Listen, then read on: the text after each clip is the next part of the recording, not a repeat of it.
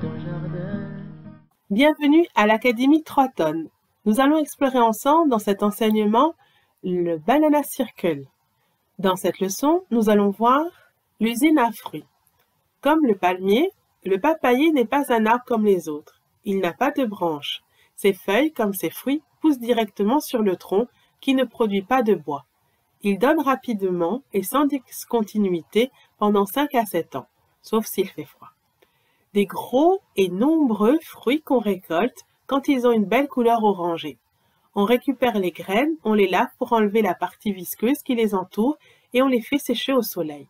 On peut conserver ces graines très longtemps, ce qui explique que les papayers se retrouvent partout dans le monde puisque les explorateurs les ont emportés partout avec eux.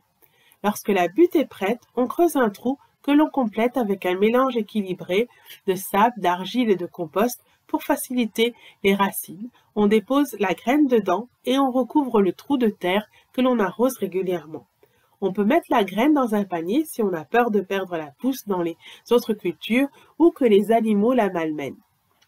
Beaucoup de papayers sont à la fois mâles et femelles, mais si ce n'est pas le cas, il faut en planter plusieurs à la fois et s'assurer qu'on garde bien un mâle dans son jardin, même s'il ne donne jamais de fruits.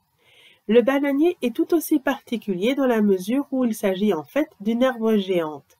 La plupart des bananiers sont domestiqués et stériles. Ils n'ont pas de graines et ne se replantent pas.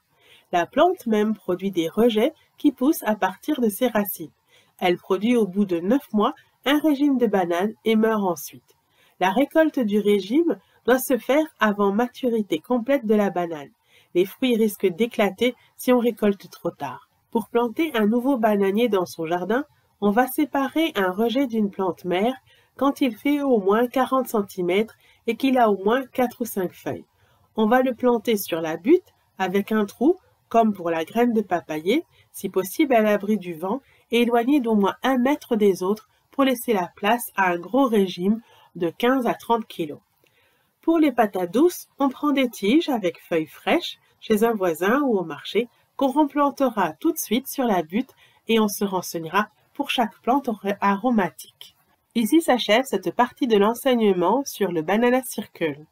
Vous pouvez maintenant contacter le centre de formation pour nous poser vos questions et valider que vous avez bien compris cet enseignement avant de passer au suivant.